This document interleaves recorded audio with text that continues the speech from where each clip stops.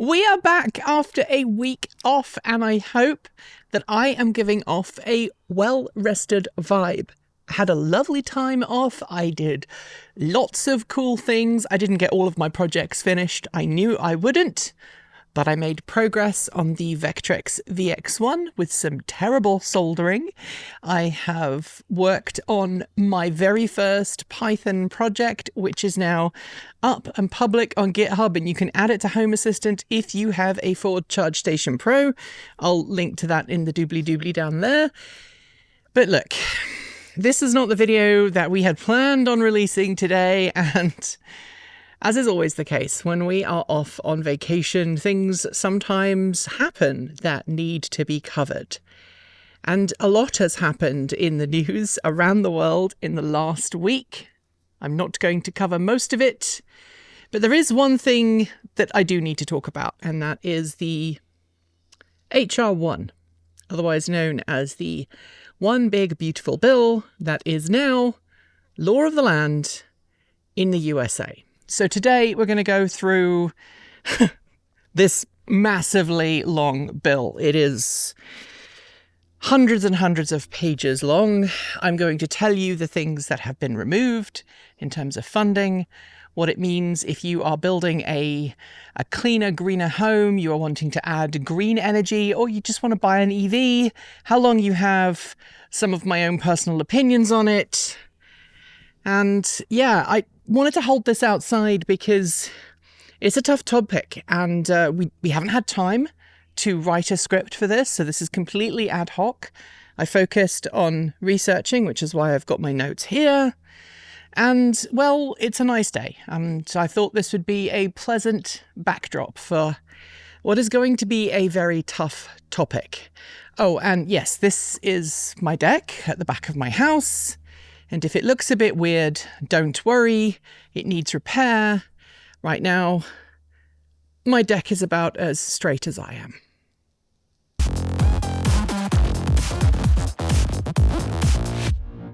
So throughout the July 4th break, US politicians were fighting on Capitol Hill over the One Big Beautiful Bill. It was the big landmark piece of legislation that President Trump wanted to sign into law before Independence Day. He managed to do that. And, well, we've been talking a lot on the channel over the last couple of weeks about all of the things that it proposed and didn't propose. There were a ton of things in it that didn't actually end up being in it in the end. And I'm going to talk about all of the things that need to be covered. Also, because we want to make this video and push it out the door as quickly as possible, there's going to be minimal edits. I'm going to try and do this in one take. We're not going to put any B-roll on this. We're just going to cover the important things. And if you want someone to blame the numerous people in our Discord chat and in our Patreon chat who told me that they would watch me read the telephone book because apparently I'm interesting like that. I know there's tons of people who would disagree. Don't worry, I got you. So let's talk about all of the things that the One Big Beautiful Bill is going to get rid of. Or rather, is getting rid of, because it is the law of the land. Section 60,001, and I'm not going to read out all the sections because that's going to become irritating, but they're getting rid of funding for clean heavy-duty vehicles. They've got rid of a greenhouse gas reduction fund, which was going to be to help large industry and power plants green up their act. Removing funding for a program that would allow for diesel emission reductions. That's gone. Funding has gone to reduce air pollution. And to address air pollution, specifically in schools, in and around schools, getting rid of funding for the low emissions electricity program, getting rid of funding for Section 211(o) of the Clean Air Act. It keeps going. Getting rid of funding for the implementation of the American Innovation and Manufacturing Act, an act that helped companies fund and provide a good solid base for innovation in the US for things like reduced emission products and practices, getting rid of funding for greenhouse gas corporate reporting. In other words, making it easier for companies to not report their greenhouse gas emissions, getting rid of funding for environmental product declaration assistance. In other words, there used to be a fund that made it easier, I believe, and I'm not a lawyer, right? So this is a really long bit of legislation, nearly 1,000 pages. And I have skim read this in my best ADHD brain this afternoon, so I've probably missed some stuff, but that's gone as well. Removing funding for methane emissions and waste reduction incentive programs for the oil and gas industry. Removing funding for greenhouse gas air pollution plans and implementation grants. So that was a funding program designed to help companies, big industry, reduce their greenhouse gas emissions and use federal funding to make it more affordable for them. Getting rid of funding for Environmental Protection Agency efficient, accurate and timely reviews. In other words, the EPA, the EPA doesn't exist really in a conventional sense anymore. It's just, well, I'm going to call it a spook agency, not as in spies, as in it's a ghost agency. It exists, but it doesn't really do anything meaningful to protect the environment. It's more now a neutered agency from environmental protection and an emboldened agency in terms of allowing big industry and automakers and the oil and gas industry and energy generators to put profits above everything else. And there's a whole amount of funding that's gone from there. They've removed funding for environmental and climate justice block grants. They have been completely eradicated. And I should point out here that all of this funding, the way that the legislation was written, was basically to try and say, if there is money in this account, because how it works is they kind of shuffle when a budget is written up, and ostensibly the One Big Beautiful Bill is a budget. They're moving money from the federal budget and shuttling it off into special funds that are earmarked by law, big pots of funding that they can then use, that the government can then use to pay for and help fund programs.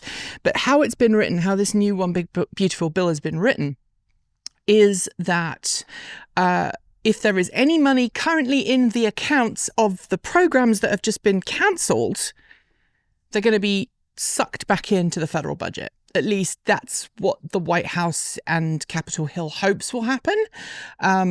There's already legal challenges happening on that, but I'm going to keep going. Removing funding for environmental and climate data collection, removal of neighborhood access and equity grant programs, removal of funding for federal building assistance, removal of funding for low carbon materials for federal buildings. Excuse me. That's a bug. Removal of funding for GSA. That's the General Services Administration, Emerging and Sustainable Technologies. A lot of things that the GSA used to do was things like putting in charging stations and stuff. They've all been ripped up. Removal of environmental review implementation funds, and the removal of low carbon transportation even materials grants. So we haven't even got to EV tax credits and green energy programs yet. So let's keep going.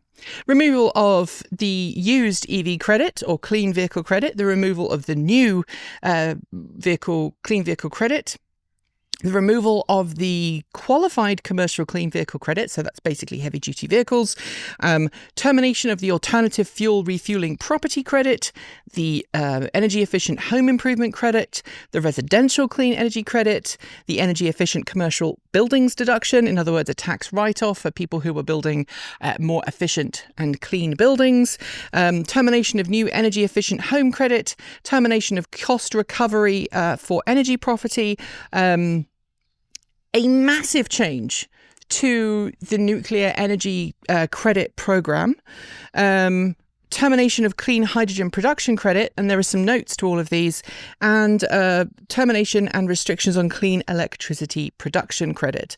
Then there's more.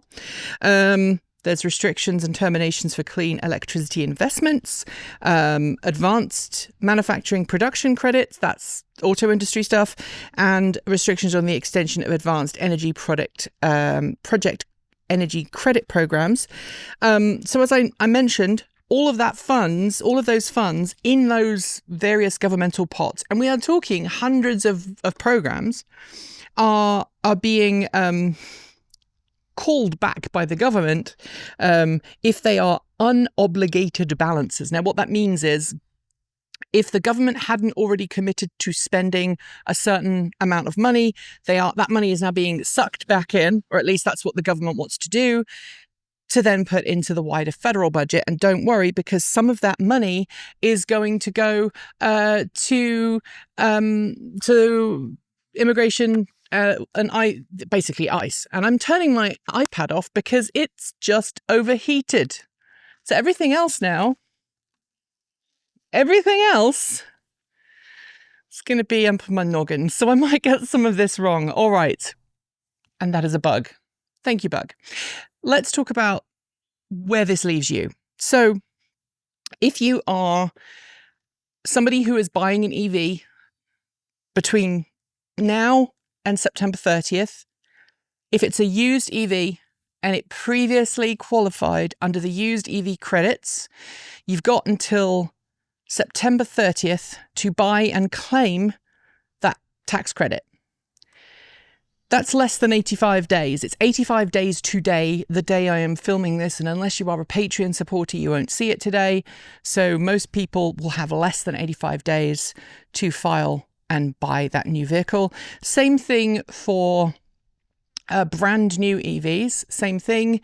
You have 84 days to buy a new vehicle and to claim it.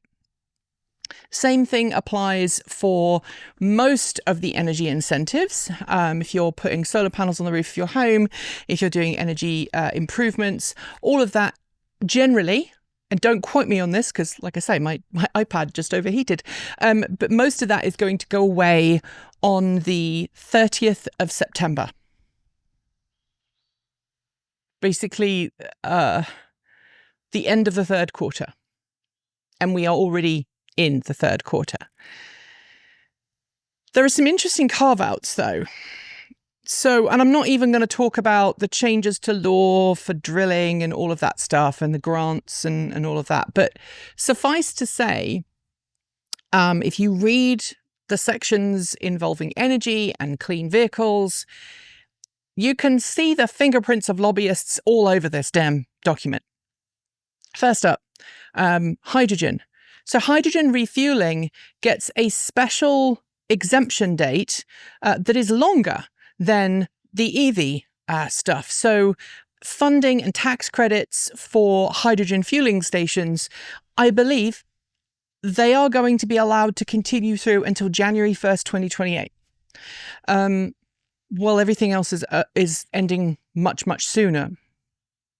We're seeing hydrogen being kind of lifted up a little bit here, even though, as we know, hydrogen fueling infrastructure has been incredibly unreliable compared to electric vehicle refueling infrastructure.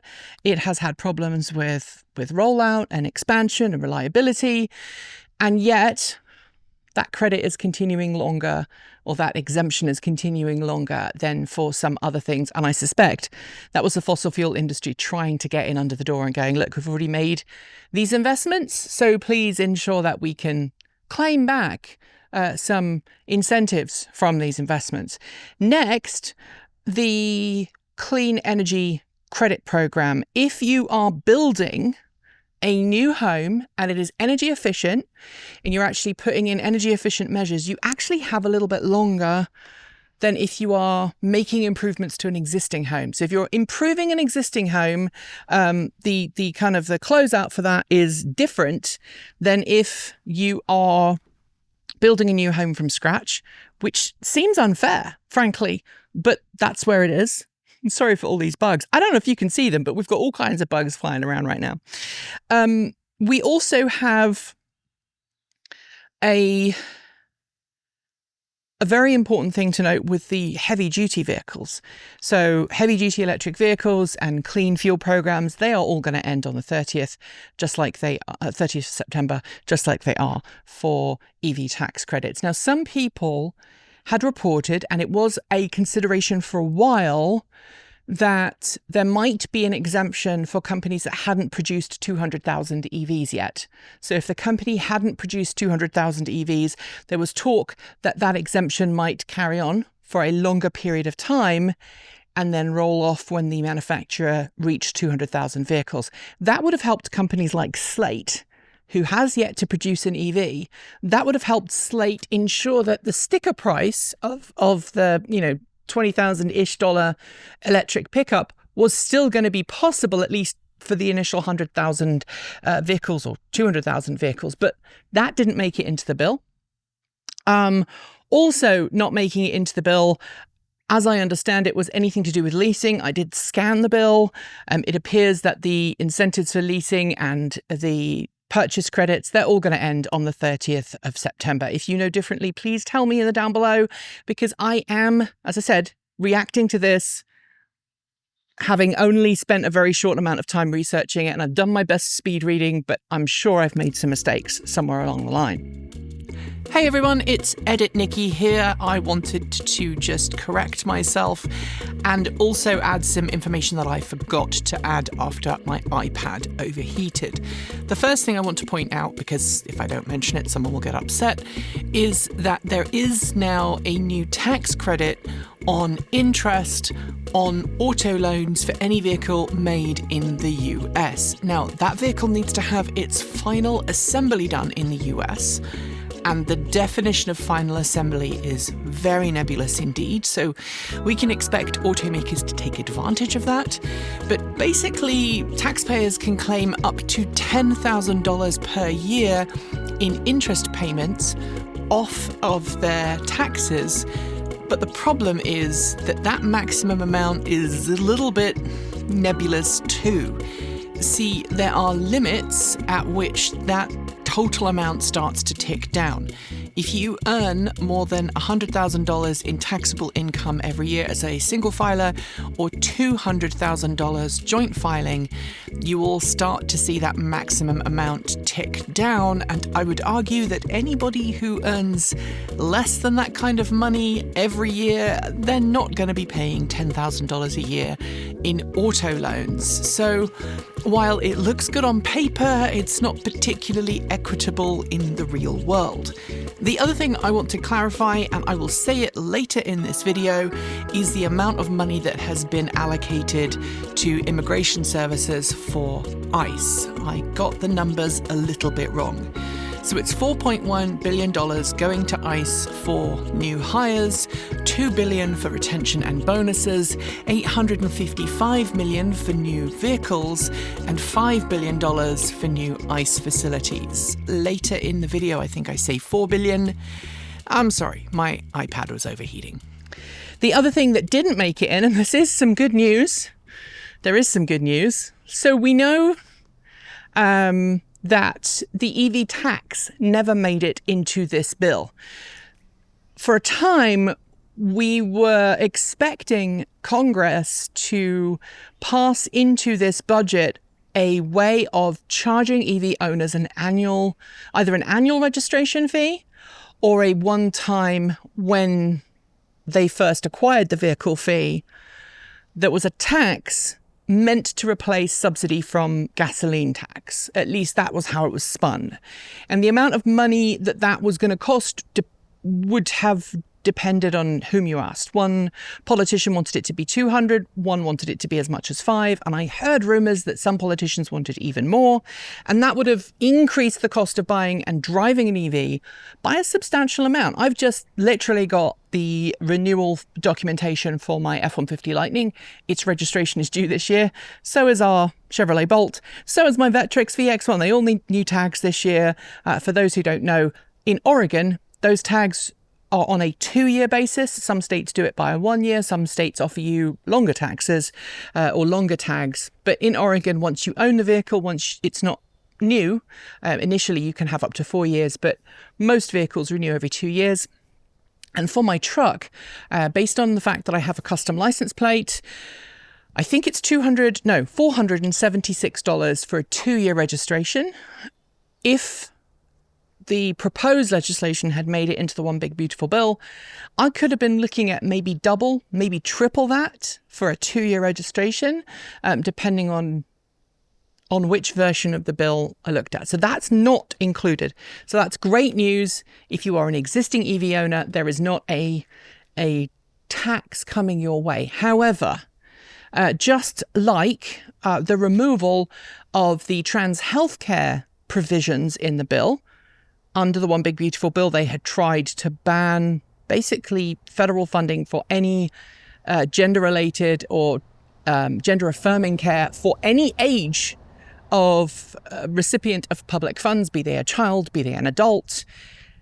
That was actually removed because it wasn't going to pass the budget, the rules of the budget that the government has, and that would have caused a headache, and it would have caused problems with just with implementing the legislation. So they removed that so they could get the bill passed. But that doesn't mean that people who would have been affected by that are high and dry. There's already rumours that there are new bills being drafted that are not budget bills that will aim to do the same thing. And I fully expect a member of Congress, a Republican, to submit a bill to either the House or the Senate that will bring in an EV tax. So just shelve that for now. I think it will come eventually, and we should all be prepared for that. I also want to talk about the nuclear provisions that were thrown into this bill. They're changing some of the credits and some of the write-offs that nuclear power stations can have. And interestingly, this was a long one. This clause was about, I think, 25 pages of who can and cannot be eligible for funding. And the too long didn't read is that the government has made it harder for foreign entities to be involved in nuclear power generation in the United States. I believe it only is affecting nuclear power plants, but basically there are rules on how much of the company can be can be owned by foreign interests, and if there are loans taken out on nuclear power generation projects, who owns the loan, who is in control of those funds. It's long and complicated, but the net effect is that it's going, I think, to reduce the number of nuclear power projects in the US. Now, I know a lot of people don't like nuclear power. I personally would love a future where we don't have to have nuclear power, but I also know from watching channels from people who are far more expert in that area, like Kyle Hill, that nuclear power has become a lot safer over the last 20, 30 years. And also, much of history's nuclear power disasters and catastrophes have been overhyped by people who don't understand the science, who don't understand the technology. And while I would prefer to have a future where we generate the majority of our electricity using renewable sources that can easily be managed in terms of end of life, I think nuclear is preferable to fossil fuels and continued use of fossil fuels. And on that topic, I believe this bill also does some stuff regarding carbon capture and basically removing any incentives for companies to try and enact carbon capture programs.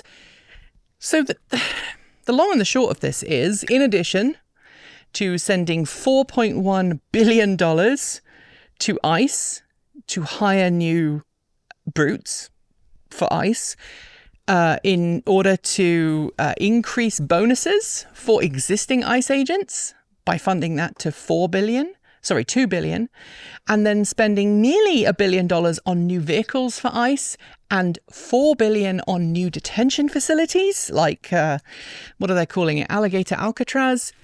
They have basically wiped any incentive program that might make the world cleaner, greener, safer, smarter, and more equitable in terms of energy and transportation. And I have words.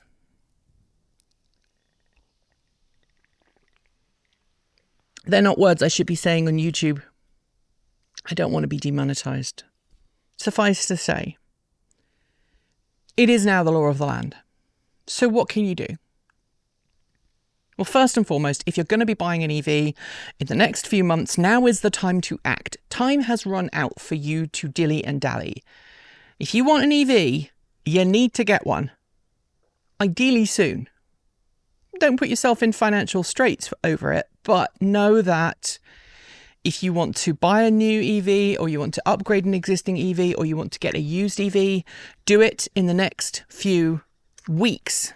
I would give yourself the next month and a half. And if you haven't made a decision by the start of, by the middle of August, I would respectfully suggest that you might miss the boat, because it takes a while to finalise those purchases, to get all of your insurance in a row, to get that all happening and to get the forms filled. And you do not want to be filling forms at the last minute. We are already hearing horror stories in owners' forums of people who purchased EVs in previous years who are now getting what I will describe as nasty gram letters from the IRS going, you didn't fill out the form quite right and now you owe us money. I read a story the other day of a guy who said he's now being, asked to pay $10,000 because the IRS is claiming that the $7,500 tax credit he claimed was not applicable for him in his circumstance. So just be aware. There is pressure on the IRS and on the government to claw back as much of that funding as possible. The same thing goes if you are looking to go with solar. Now, this video is not sponsored by one of our channel sponsors, Energy Sage, but do check them out. I will link to them in the down below. So it's not an official sponsorship. Hello. Another bug. It's the time to act now. You may miss the boat though, because things like solar panel installations, they take a couple of months in most places to actually get to the point where you're ready to install. You really want to be on my finger, huh? So, in conclusion, if you are looking to make any of these investments, do it now, because in a few months' time, any incentives for going electric, for building a cleaner, greener life for yourself and your family, it's going to be gone. And after that point, we have one thing to do, and that is to all become advocates, all to become educators, and all to become involved and engaged. And if you're looking at all of this and going, how could this have happened? Consider running for office. If you're in the US, you're a US citizen, and you are eligible to run for office, consider it. If you think you could do better, do better. There's still time to register for next year's elections. Run, whether it's at your local school board, whether it's your local council in your local city or town, whether it's state office or something else. Consider running, because we can make a difference. If we want to change the future, apathy is not the order of the day. Being active and proactive most certainly is. Thank you for listening to me just talk randomly at the camera for however many minutes this was. I'll be back soon with more content. Check out my Ford, my local FCSP integration for Home Assistant, which is basically what I did over the break. And keep your eyes peeled for more cool content from the channel. Cheers. Thanks for joining us today, and if you've got thoughts, make sure you leave them in our Discord room, on our Patreon page down below, or you can reach out to us on Mastodon or Blue Sky. Thanks to the amazing list of people scrolling by on your screen right now. They're part of the massive community of supporters who make this channel possible, helping us through Patreon and YouTube, covering our bills, paying our team, and helping us to remain 100% independent. If you'd like to join them and see your name listed here, just follow the links below. We've got options available across a wide range of different price points, starting from $1.50 US a month. A massive welcome to our newest supporters: Jason Bodor, Brian Newton, Mark, Chris London, Shelley, Joshua Hemphill, Andrew Miller II, Eric Miller, Barry 2379, Wayne Rendler, Chad Johnson, L. Randolph Lee, Monica Turner, RB Singh, PG9, MK Duffer, Robin Holston, James Hollyrod, Kristen Rasmussen, BGB The Bun, Stephen Meadows, Simon Cottle, Randolph Lee, Philip Paul, Mia Hartman, Scott Matheson, John Snyder, Abelardo Conessa, Calvin Kime, HB, Triple Steffel, Jim Boyer, Jay, Rastas, Mike, Jason Hellman, Abigail, Lynn Mogren, Julian Pipe, Roche Liu, Lam Nok, and Peter Coughlin. To join the list and get your shout out, become a paid Patreon member for your moment of fame, and you can even gift membership to someone else. If you'd like to support us with a one-off donation, you'll find links below to make Ko-fi and Bitcoin donations, and we even have an old-fashioned PO box you can reach us at.